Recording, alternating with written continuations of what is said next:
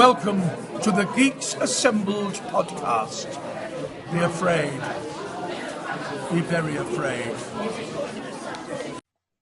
Hello, we are Geeks Assembled, and we have assembled here once again, and this time we are going to talk about Still Crazy, a film that our one and only Susan chose, and we're actually going to start off with Susan on this since she chose it.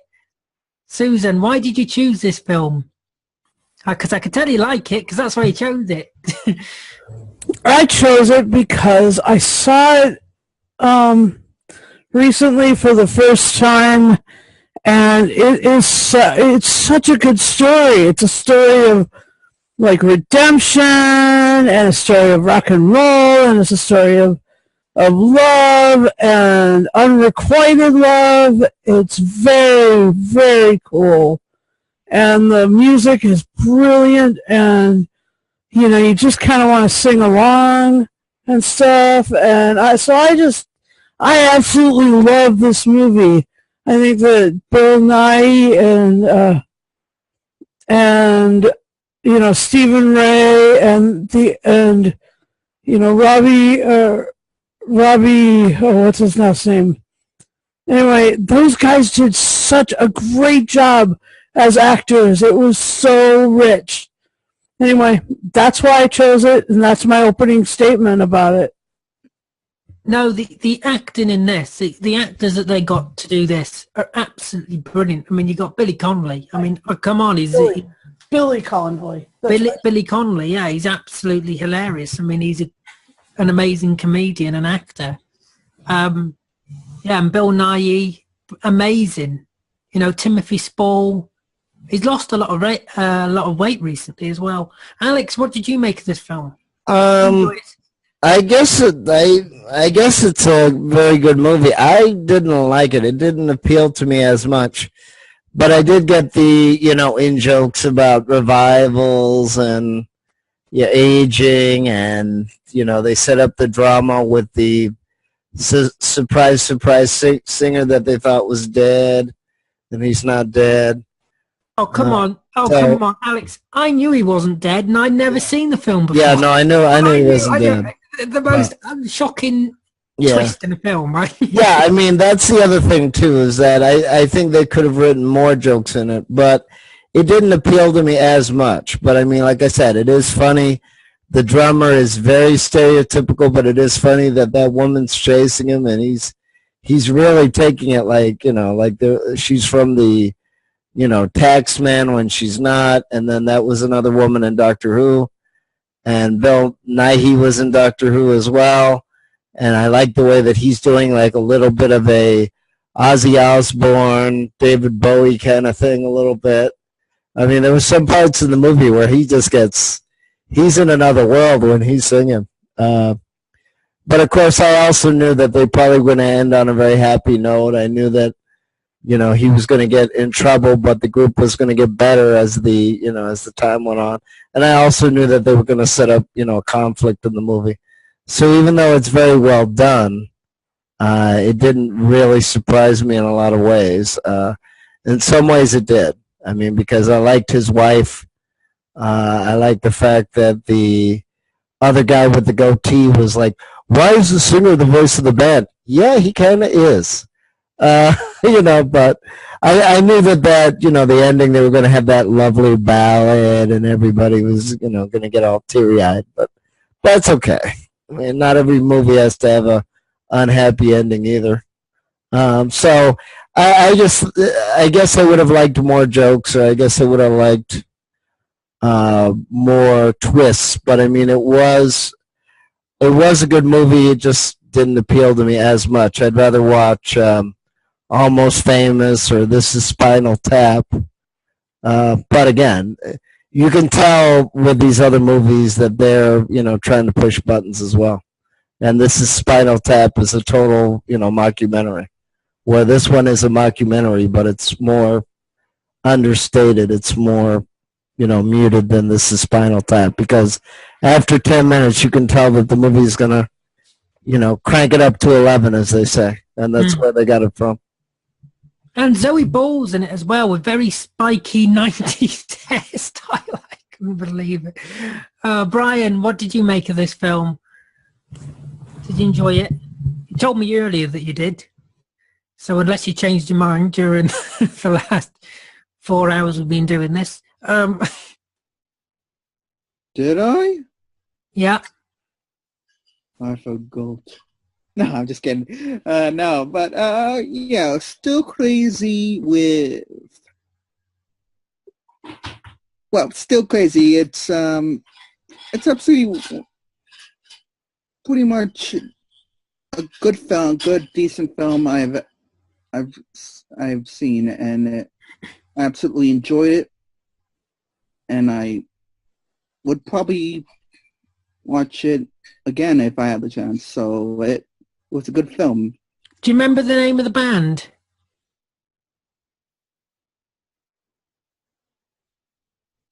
I forgot. Strange Fruit. Strange. No, that sounds weird. Okay, Strange Fruit. Let's go to Stephen. If he's there. Earth calling Stephen. Sorry, couldn't find the mute button then. My phone was playing up. Yeah, I enjoyed this film. Bill Knightley stole the show in this film. He's a brilliant actor. I like the I love the music. Like Billy Connolly, he was very funny. I like the part where Timothy Spall is running away every time he sees this girl. And what finally happens, he said, from the hill, not revenue value.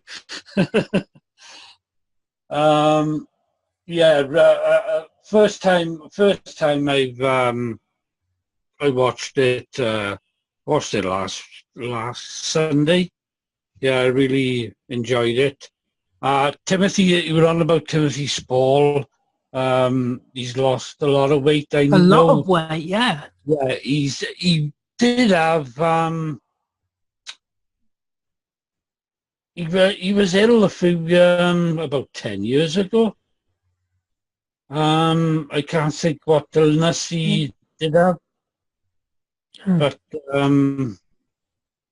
he has been on I don't know if you've seen him on a TV series where him and his wife he was going around the coast of Britain, in his boat.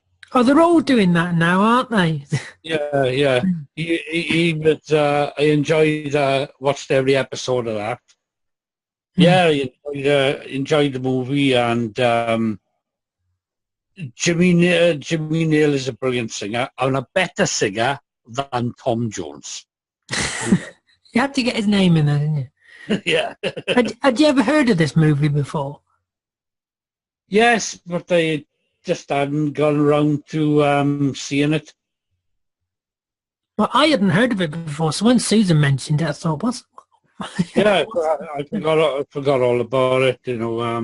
I have seen him recently, going back. It was made in, I think, 1995. Crocodile Shoes. He's been in that, and Spender and all that. Yeah. Let's move over to Beef Dad. Did you enjoy this film, Beef Dad? Oh, yes, I did. I mean, in particular, I love the music in this. But it's funny that Stephen should talk so much about Jimmy Nail, because way back in the 70s, I knew his sister, Val McLean, who has done a lot of film and television. And do you remember the television series for kids, Behind the Bike Sheds? No? No. Well, she played the headmistress in that with a pair of butterfly wing spectacles. And she was brilliant in that. Very funny lady. she'd been doing a show in a pub theatre in Battersea, and I lived next door to it, and I also worked in the pub, and she and her co-star came to tea one Saturday evening before they went on. But the thing is, this is an incredibly stellar cast. I mean, you've got Bill Nighy, Jimmy Nail, Billy Connolly, Timothy Spall, but you've got Stephen Rea. I always think of werewolves when I see Stephen Rea. Phil Daniels, Francis Barber, Zoe Ball, Phil Davis. Phil Davis has done Doctor Who. He did the one where they had the. Do you remember all the statues inside the? No, it was the sort of dragons.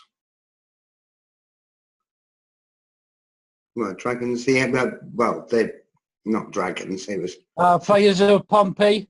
Yeah, the fire creatures, and he played the high priest in. Bless you again. He played the high priest in the Fires of Pompeii. But you've also got Danny Webb, who's a big star. Brian Capron, who was a murdering bastard in Coronation Street. And Sheila Reid, who plays Mrs. Baggett. Sheila Reid is probably one of the funniest comedy character actors that was around at the time. But yeah, as I say, with the cast that they had and the excellent writing, I thought, I'm surprised it wasn't a bigger hit and more well known than it actually is.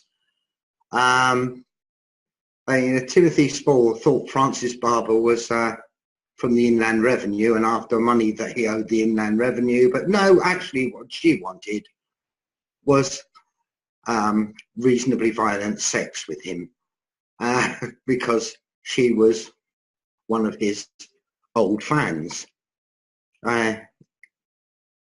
But for me, one of the best moments in the whole thing was where Bill Nighy, he got to the point where he thought it was all a disaster, was going to have some drugs, dropped the drugs, walked onto what he thought was a road, but it wasn't. It was a canal. It was frozen over. And he ends up under the ice. And that whole scene was absolutely brilliant. And the way he breaks out, kicking it through with his stack heel shoes was just absolutely amazing. I just burst out laughing as soon as that happened. It's an excellent film, and the music is brilliant, the cast is superb, and I think the writing's great.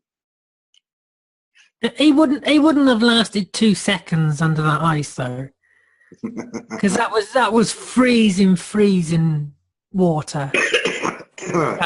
But yeah, and it was good to see the Nan off Benidorm, as I know as the Nan off Benidorm. But he was like imbued with that magic. Oh, I know, yeah. Yeah. So but the way he just kicks out of it and just amazing the way he comes out of it. I agree. Yeah, agree with that. His kit would have weighed him down a lot in the water. But anyway, I agree with Beef Dad. I think that it should have been a huge success. I just saw it for the first time. Oh, you've never seen it before? No, I was going to say about 6 months ago or a year ago. Oh. And I mean, it blows my mind. It was from '98, and it blows my mind. And I think that it should be played. I mean, it should have another theater run. Because it really is a stellar cast. Yeah, and I don't agree that it was a mockumentary. I think that it was. The band would play. I mean, the actors played their instruments. They did their thing. That was part of what the casting was, and like the whole thing was amazing. like beautiful music. The Flame Still Burns. Oh my gosh. I love that song. Wait, yes, you guys, thank you for doing this with me. Oh my gosh. Oh no! If you suggest things, we will get round to doing them. If you suggest them, anybody can suggest anything, and Like me?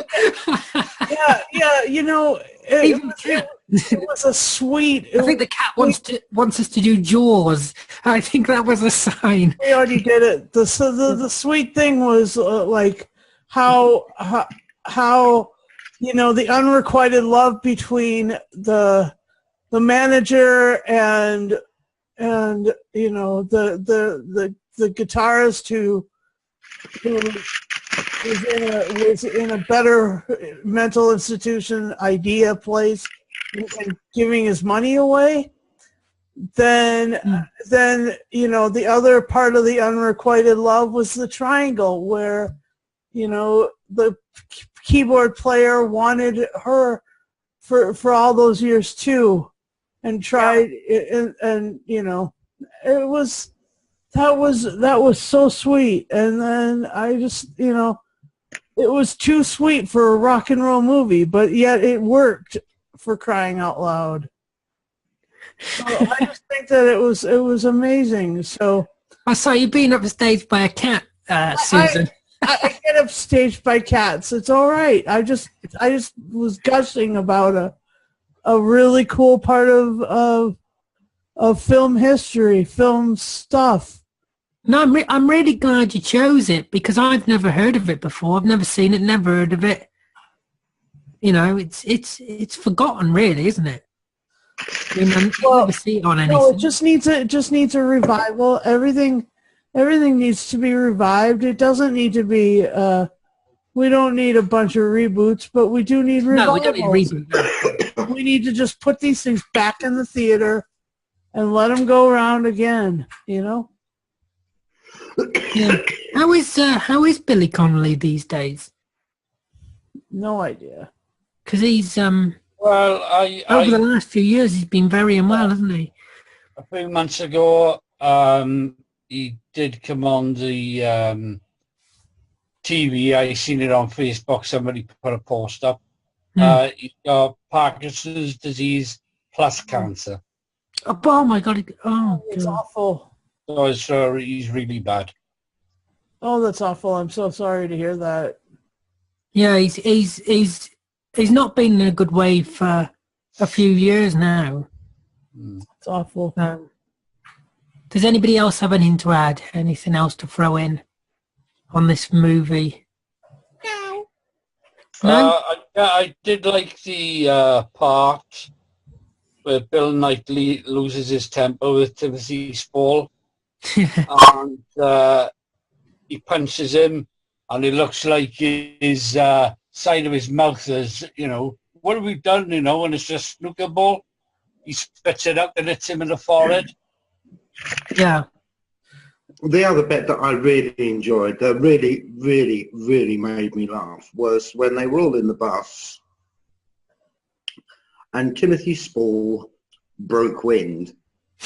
That was just so hilarious. That was just so hilarious. Yes, I agree.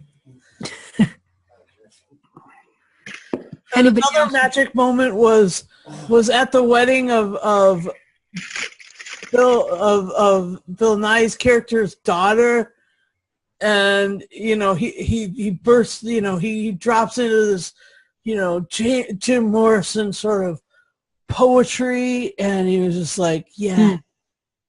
That was funny. Yeah. It was like what happened in the Sherlock episode where Sherlock has to give the speech, and you know he just goes over the top. It's pretty amazing. I argued with you. You weren't here though. So, does anybody else want to add anything else? Otherwise, we're going to go to final say and score. And we're going to final say and score. Let's start off with Susan, since she's unmuted. All right. I'll give this a a solid record 10, a solid gold record 10 out of 10. Super amazing. Literally a record, a strange fruit one. Strange fruit record from Yeah. the 60s, man. 70s, man, whatever. It's so good. Here you go. Alex? Yeah, I'll give this an 8 only because of the cast. The songs I didn't really like, but like I said, I like the other type of mockumentary rock movies. If she disagrees with you, you're not going to win on this one, Alex.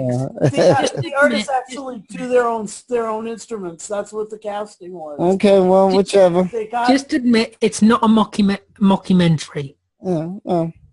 But yeah, I'd rather have, this is Spinal Tap. You're going to get it tonight, Alex. That's okay. That's all right. No dinner for you. So yeah, I mean, like I said, if You'll it get cold porridge. what year was this made? Was this the 90s or 98? Okay. So I mean, like I said, you have the like I said, there was a few scenes I liked, like the reporters with the questions and Nighy really going over the top and the bar is shaking because they turn it up and all that, which you can't do now because you get noise complaints. Yeah,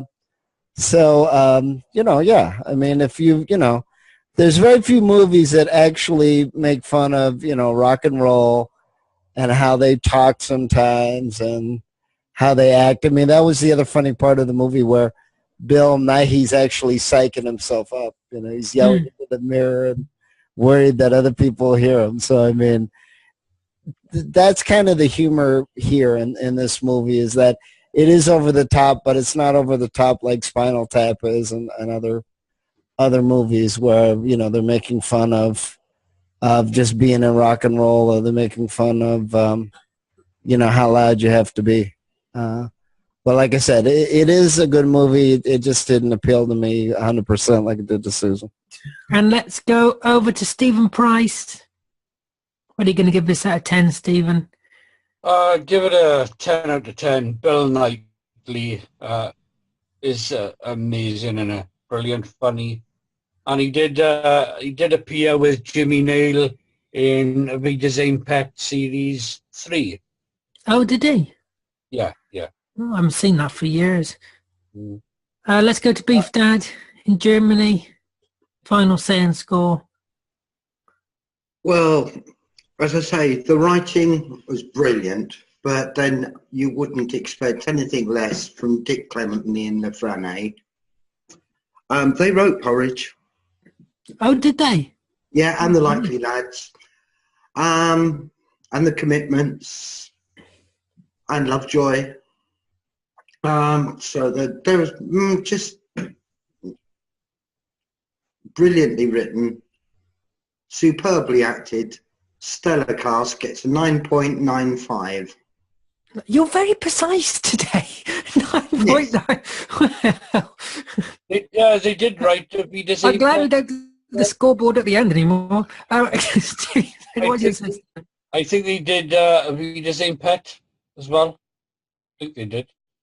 Oh, they wrote that, did they? Yeah. Oh, I don't know. I think so. What was that? Avida's own pet. Yeah, they might well have done. Yeah. I didn't know they did Porridge. Porridge was amazing. Yeah, and Spender and Done some really good stuff, yeah. Yeah. Brian, what are you going to give this film out of 10? What? What's your final say and score? Oh, okay. Well, I believe I would give this movie, for my final say and score, probably be would probably give this an 8 out of 10. An 8 out of 10. Well, that's an improvement on what you gave the last film. Wow. And that's it? You don't add anything else? No. Well, I would say who's the actor that was in Harry Potter and Doctor Who? What's his name again? I Timothy don't watch Harry Potter. Huh? Timothy Smalls. Yeah. I think he was the highlight of the film for me. I think he's like was one of the best things about the film. So, but yeah. But other than that, with my Final Say and score, I think that's it for me. And for me, well, I think I'm going to give it. I'm actually going to go over 9. I'm going to go over 9. It's got a stellar, absolutely brilliant cast. It's well written, but the surprise at the end where I don't know whether you're meant to be surprised that he's still alive, because I kind of guessed it from the very start when they said he was dead. I just thought, no, he's not, and he's going to appear at the end of the film. I just see it coming a mile off. So I don't know whether that was meant to be hidden from the audience on purpose as a surprise, or Well, I don't think it was because they needed to be that triangle of unrequited love.